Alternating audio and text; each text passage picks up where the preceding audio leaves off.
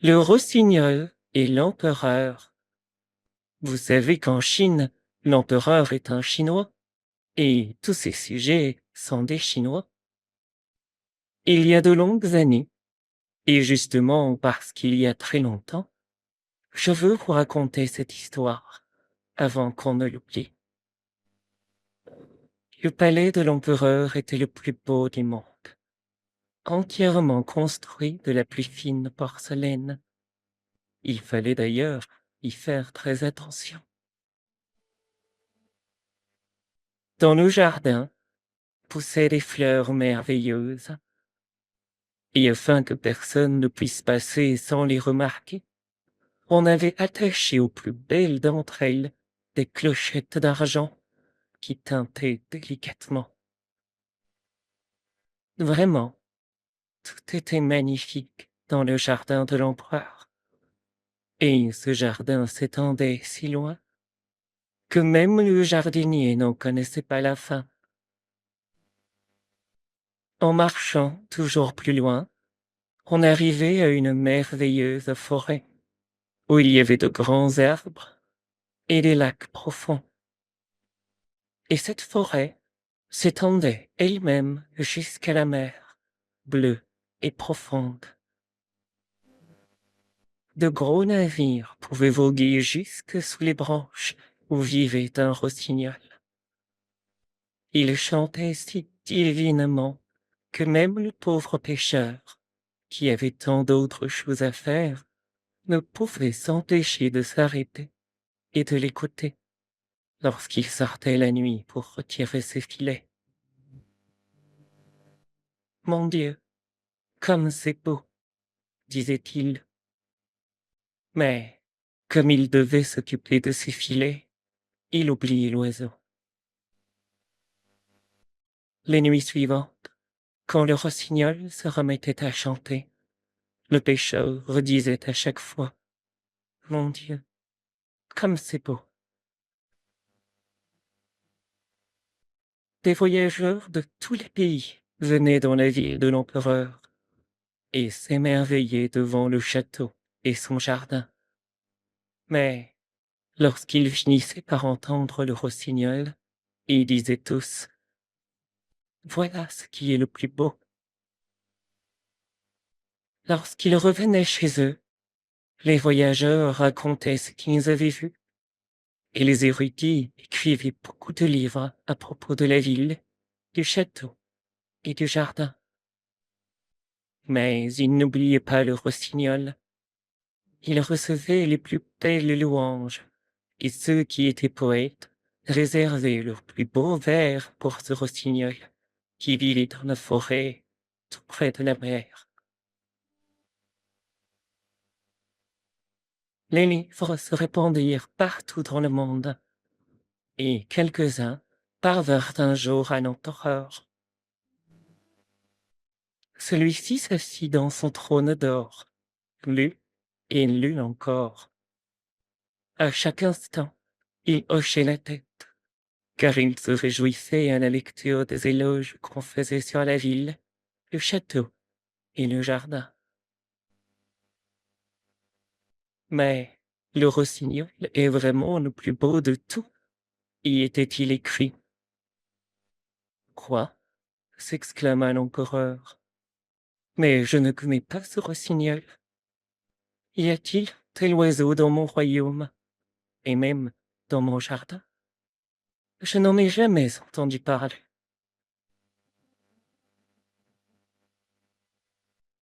Il appela donc son chancelier. Celui-ci était tellement hautain que lorsque quelqu'un d'un rang moins élevé osait lui parler ou lui poser une question, il ne répondait rien d'autre que ce qui ne voulait rien dire du tout.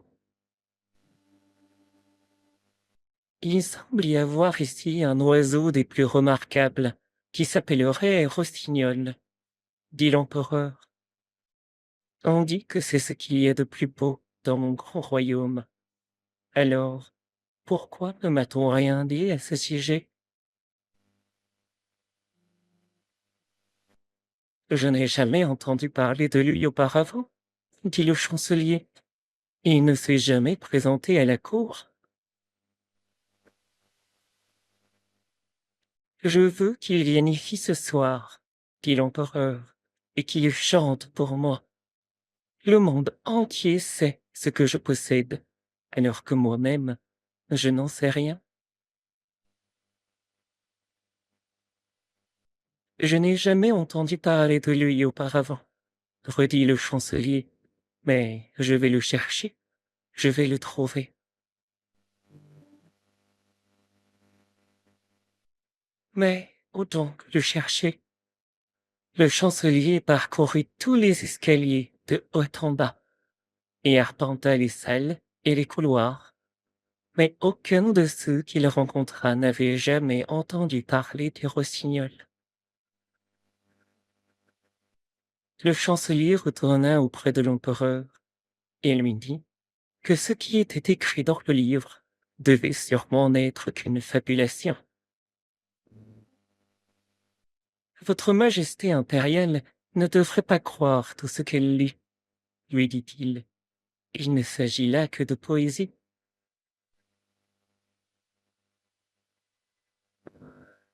Mais le livre dans lequel j'ai lu cela, dit l'empereur, m'a été expédié par le plus grand empereur du Japon. Ainsi, ce ne peut pas être une fausseté.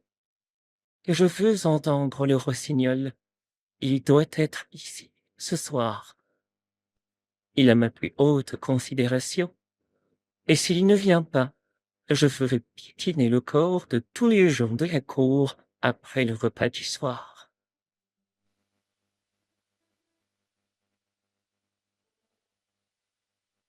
Le chancelier s'empressa de parcourir de nouveau tous les escaliers de haut en bas et d'arpenter encore les salles et les couloirs.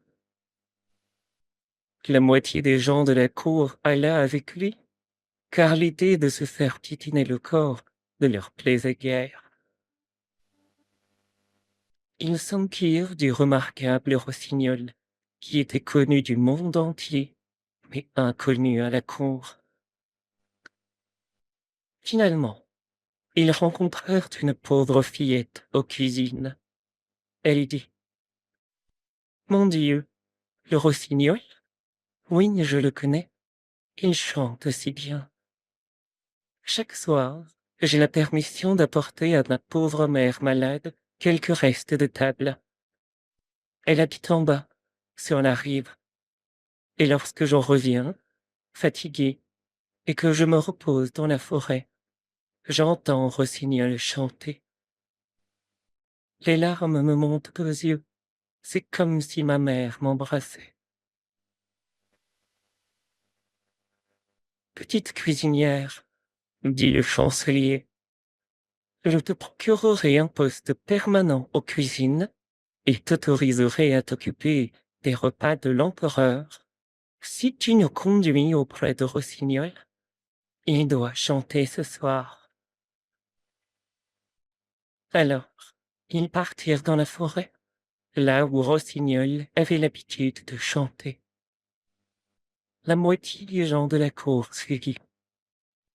Tandis qu'ils allaient bon train, une vache se mit à meugler. Oh, dit un hobereau, maintenant nous l'avons trouvé. Il y a là une remarquable vigueur pour un si petit animal. Je l'ai sûrement déjà entendu. Non, dit la petite cuisinière, ce sont des vaches qui meuglent. Nous sommes encore loin de l'endroit où ils chantent. Puis, les grenouilles croissèrent dans les marais. Merveilleux! S'exclama le prévôt du château. Là, je l'entends. Cela ressemble justement à de petites cloches de temple. Non, ce sont des grenouilles, dit la petite cuisinière. Mais je pense que bientôt nous allons l'entendre. À ce moment, Rossignol se mit à chanter. C'est lui, dit la petite fille. Écoutez, Écoutez, il est là. Elle montra un petit oiseau gris qui se tenait en haut dans les branches. Est-ce possible? Dit le chancelier. Je ne l'aurais jamais imaginé avec une apparence aussi simple. Il aura sûrement perdu ses couleurs à force de se faire regarder par tant de gens. Petit rossignol, cria la petite cuisinière, notre gracieux empereur aimerait que tu chantes devant lui. Avec le plus grand plaisir, répondit Rossignol. Il chanta, et ce fut un vrai bonheur. C'est tout à fait comme des clochettes de verre, dit le chancelier. Et voyez comme sa petite gorge travaille fort. C'est étonnant que nous ne l'ayons pas aperçu avant. Il fera grande impression à la cour. Dois-je chanter encore pour l'empereur? Demanda Rossignol, croyant que l'empereur était aussi présent. Mon excellent petit Rossignol, dit le chancelier, j'ai le grand plaisir de vous inviter à une fête ce soir au palais, où vous charmerez sa gracieuse majesté impériale de votre merveilleux chant. Mon chant s'entend mieux dans la nature, dit Rossignol, mais il les accompagna volontiers, sachant que c'était le souhait de l'empereur. Au château, tout fut nettoyé. Les murs et les planchers, faits de porcelaine, brillaient sous les feux de milliers de lampes d'or. Les fleurs les plus magnifiques, celles qui pouvaient teinter, furent placées dans les couloirs.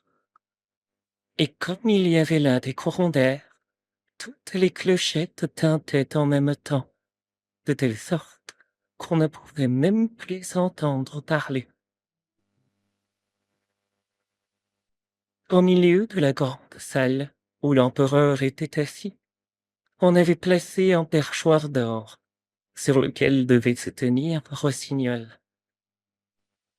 Toute la cour était là, et la petite fille, qui venait de se faire nommer cuisinière de la cour, avait obtenu la permission de se tenir derrière la porte.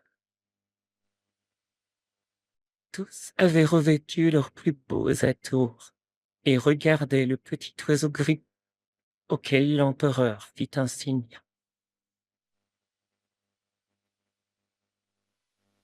Le rossignol chanta si magnifiquement que l'empereur en eut les larmes aux yeux. Les larmes lui coulèrent sur les joues, et le rossignol les chanta encore plus merveilleusement. Cela allait droit au cœur. L'empereur fut ébloui et déclara que Rossignol devait porter au cou une pantoufle d'or. Le rossignol l'en remercia, mais répondit qu'il avait déjà été récompensé. J'ai vu les larmes dans les yeux de l'empereur, dit-il, et c'est pour moi le plus grand des trésors. Oui, j'ai été largement récompensé. Là-dessus, il recommença à chanter de sa voix douce et magnifique. C'est la plus adorable voix que nous connaissons, dirent les dames tout autour. Puis, se prenant pour des rossignols, ils se mirent de l'eau dans la bouche, de manière à pouvoir chanter lorsqu'ils parlaient à quelqu'un. Les serviteurs et les femmes de chambre montrèrent eux aussi qu'ils étaient joyeux. Et cela voulait beaucoup dire, car ils étaient les plus difficiles à réjouir. Oui, vraiment, Rossignol amenait beaucoup de bonheur. À partir de là, Rossignol dut rester à la cour, dans sa propre cage, avec comme seule liberté la permission de sortir et de se promener 2 fois le jour et 1 fois la nuit. On lui assigna 12 serviteurs qui le retenaient grâce à des rubans de soie attachés à ses pattes. Il n'y avait absolument aucun plaisir à retirer de telles excursions. Un jour, l'empereur reçut une pièce sur laquelle était inscrit le rossignol. Voilà sans doute un nouveau livre sur notre fameux oiseau, dit l'empereur. Mais ce n'était pas un livre, plutôt une œuvre d'art placée dans une petite boîte. Un rossignol mécanique qui imitait le vrai, mais tout serti de diamants, de rubis et de saphirs.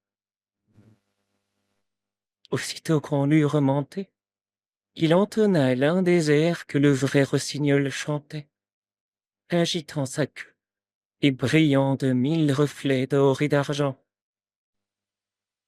Autour de sa gorge était noué un petit ruban sur lequel était inscrit: le rossignol de l'empereur du Japon est bien humble comparé à celui de l'empereur de Chine. Tous s'exclamèrent: c'est magnifique! Et celui qui avait apporté l'oiseau aussitôt reçut le titre de suprême porteur impérial de rossignol. Maintenant, ils doivent chanter ensemble, comme ce sera plaisant. Et ils durent chanter en duo, mais ça n'allait pas, car tandis que le vrai rossignol chantait à sa façon, l'automate, lui, chantait des valses. Ce n'est pas de sa faute, dit le maestro. Il est particulièrement régulier, et tout à fait selon mon école. Alors, l'automate dut chanter seul. Il procura autant de joie que le véritable, et s'avéra plus adorable encore à regarder. Il brillait comme des bracelets et des épinglettes. Il chanta le même air 30 fois, sans se fatiguer. Les gens auraient bien aimé l'entendre encore, mais l'empereur pensa que ce devait être au tour du véritable rossignol de chanter quelque chose. Mais où était-il? Personne n'avait remarqué qu'il s'était envolé par la fenêtre, en direction de sa forêt verdoyante. Mais que se passe-t-il donc? Demanda l'empereur. Et tous les courtisans grognèrent et se dirent que Rossignol était un animal hautement ingrat. Le meilleur des oiseaux, nous l'avons encore, dirent-ils, et l'automate dut recommencer à chanter. Bien que ce fût la 44e fois qu'il jouait le même air, personne ne le savait encore par cœur, car c'était un air très difficile. Le maestro fit l'éloge de l'oiseau et assura qu'il était mieux que le vrai, non seulement grâce à son apparence externe et les nombreux et magnifiques diamants dont il était serti, mais aussi grâce à son mécanisme intérieur. Voyez, mon souverain, empereur des empereurs, avec le vrai rossignol, on ne sait jamais ce qui en sortira. Mais avec l'automate, tout est certain. On peut l'expliquer, le démonter, montrer son fonctionnement, voir comment les valves se sont réglées, comment elles sont jouées et comment elles s'enchaînent. C'est tout à fait notre avis, dit tout le monde, et le maestro reçut la permission de présenter l'oiseau au peuple le dimanche suivant. Le peuple devait l'entendre, avait ordonné l'empereur, et il l'entendit. Le peuple était en liesse, comme si tous s'étaient enivrés de thé, et tous disaient «Oh!» en pointant le doigt bien haut et en faisant des signes. Mais les pauvres pêcheurs, ceux qui avaient déjà entendu le vrai rossignol, dirent «Il chante joliment, les mélodies sont ressemblantes, mais il lui manque quelque chose, et nous ne savons trop quoi.»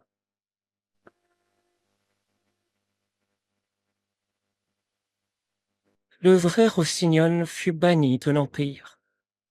L'oiseau mécanique eut sa place sur un coussin tout près du lit de l'empereur, et tous les cadeaux que ce dernier reçut, or et pierres précieuses, furent posés tout autour.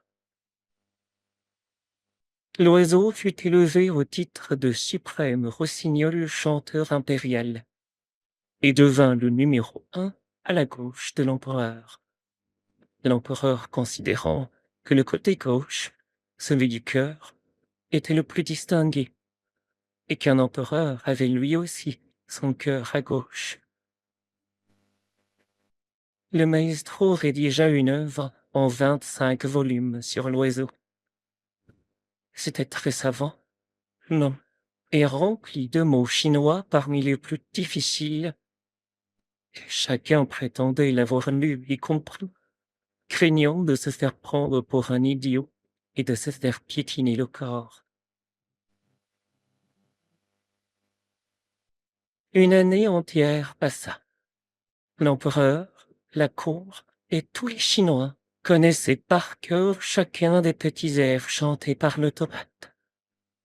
Mais ce qui leur plaisait le plus, c'est qu'ils pouvaient maintenant eux-mêmes chanter avec lui, et c'est ce qu'ils faisaient. Les gens de la rue chantaient, et l'empereur aussi. Oui, c'était vraiment magnifique. Mais un soir, alors que l'oiseau mécanique chantait à son mieux et que l'empereur, étendu dans son lit, l'écoutait, on entendit un cric venant de l'intérieur. Puis quelque chose sauta. Crac! Les rouages s'emballèrent, puis la musique s'arrêta. L'empereur sauta immédiatement hors du lit et fit appeler son médecin. Mais que pouvait-il bien y faire? On amena l'horloger, et après beaucoup de discussions et de vérifications, il réussit à remettre l'oiseau dans un certain état de marche. Mais il dit que l'oiseau devait être ménagé, car les chevilles étaient usées, et qu'il était impossible d'en remettre de nouvelles. Quelle tristesse! À partir de là, on ne put faire chanter l'automate qu'une fois par an, ce qui était déjà trop. Mais le maestro tint un petit discours, tout plein de mots difficiles, disant que ce serait aussi bien qu'avant, et ce fut aussi bien qu'avant. Puis, 5 années passèrent, et une grande tristesse s'abattit sur tout le pays. L'empereur, qui occupait une grande place dans le cœur de tous les Chinois, était maintenant malade et devait bientôt mourir. Déjà, un nouvel empereur avait été choisi, et le peuple, qui se tenait dehors dans la rue, demandait au chancelier comment se portait son vieil empereur, disait-il en secouant la tête. L'empereur, froid et blême, gisait dans son grand et magnifique lit. Toute la cour le croyait mort, et chacun s'empressa d'aller accueillir le nouvel empereur. Les serviteurs sortirent pour en discuter, et les femmes de chambre se rassemblèrent autour d'une tasse de café. Partout autour, dans toutes les salles et les couloirs, des draps furent étendus sur le sol, afin qu'on ne puisse pas entendre marcher. Ainsi, c'était très silencieux. Mais l'empereur n'était pas encore mort. Il gisait, pâle et glacé, dans son magnifique lit, aux grands rideaux de velours et aux passements en or massif. Tout en haut s'ouvrait une fenêtre, par laquelle les rayons de lune éclairaient l'empereur et l'oiseau mécanique. Le pauvre empereur pouvait à peine respirer. C'était comme si quelque chose ou quelqu'un était assis sur sa poitrine. Il ouvrit les yeux, et là, il vit que c'était la mort. Elle s'était coiffée d'une couronne d'or, tenait dans une main le sabre de l'empereur, et dans l'autre sa splendide bannière. De tous les plis du grand rideau de velours surgissaient toutes sortes de têtes, au visage parfois laid, parfois aimable et doux. C'étaient les bonnes et les mauvaises actions de l'empereur qui le regardaient, maintenant que la mort était assise sur son cœur. « Te souviens-tu d'elle » demanda la mort. Puis, elle lui raconta tant de ses actions passées que la sueur en vint à lui couler sur le front.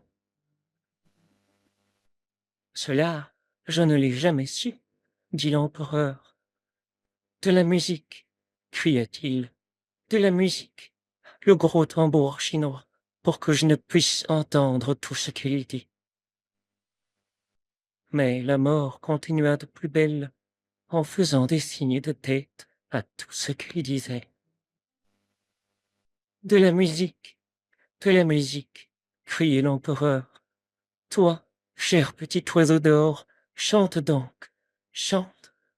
Je t'ai donné de l'or et des objets de grande valeur. J'ai suspendu moi-même mes pantoufles d'or à ton cou.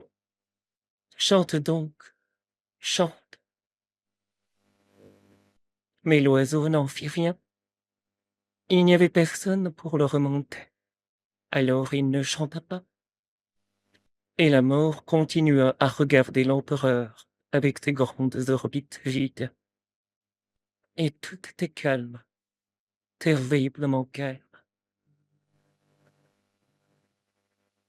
Tout à coup, venant de la fenêtre, on entendit le plus merveilleux des chants.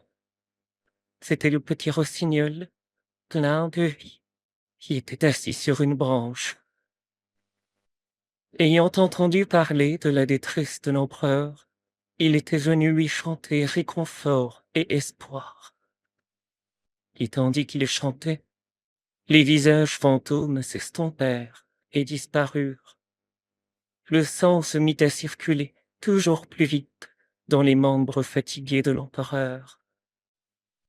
Et même la mort écouta et dit: « Continue, petit rossignol, continue. » « Bien, dit le rossignol, me donnerais-tu le magnifique sabre d'or? Me donnerais-tu la riche bannière? Me donnerais-tu la couronne de l'empereur? » La mort donna chacun des joyaux pour un chant, et le rossignol continua à chanter.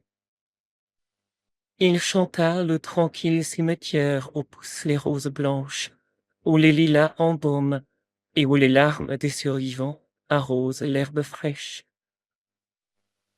Alors, la mort eut la nostalgie de son jardin. Puis, elle disparut par la fenêtre, comme une brume blanche et froide.